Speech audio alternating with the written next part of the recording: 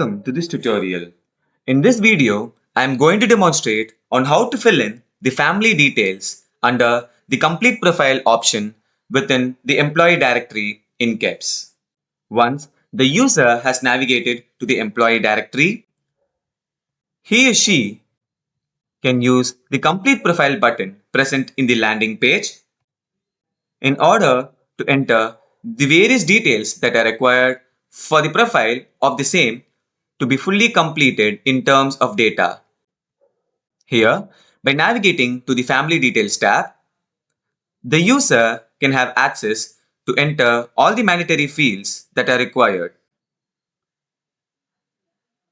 The relationships and also the family details of the same can be fed in this section. New relationship can also be entered within this section, and existing family member details can be removed as well.